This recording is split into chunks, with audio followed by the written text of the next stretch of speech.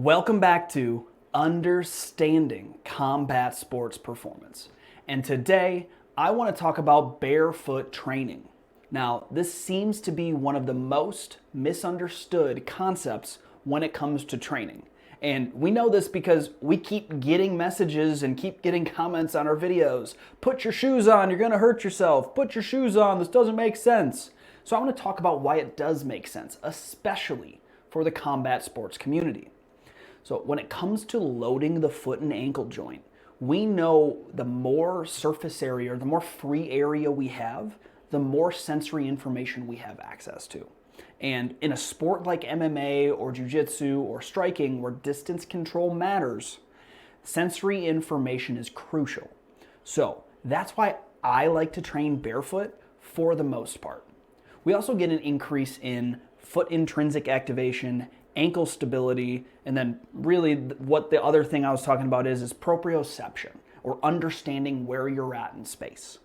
Those three benefits themselves, which if you want the studies linked, we have 2 studies from 2021 and 1 study from 2019 that I can link in the show notes if you want to look through them. Those help tremendously when it comes to loading the foot and ankle and being able to force generate and distribute power up the chain from a stable surface, aka your foot and ankle joints.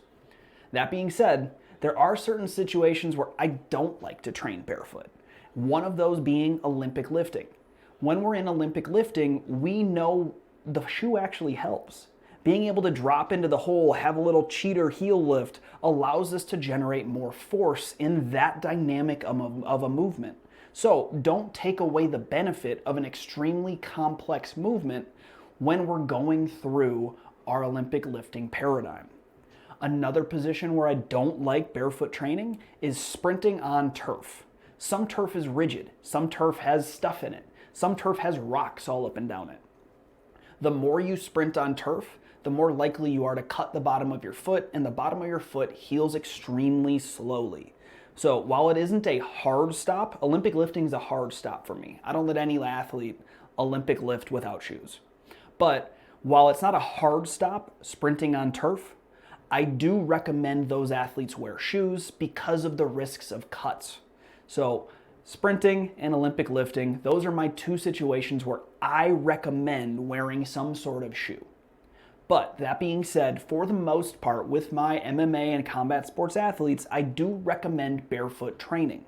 Now, all of this said, if you're lifting in a Lifetime Fitness, a Gold's Gym, a commercial gym that you don't own, you gotta adhere to their rules. While we are getting a percent benefit, it's not a high enough percent to get into a fight with the trainer that's gonna kick you out and revoke your membership. So listen to them. If you really wanna go be barefoot, go take your shoes off in some grass, walk around and get some grounding effects. But for the most part, if you do have access to we'll say a private gym or just training on the mats, try to take your shoes off as much as possible and take in as much information through your body as you possibly can. If you want to understand more benefits about barefoot training and why it matters, hit us up at buildingafighter.com, at buildingafighter on Instagram, or at buildingafighter on YouTube. We're happy to help.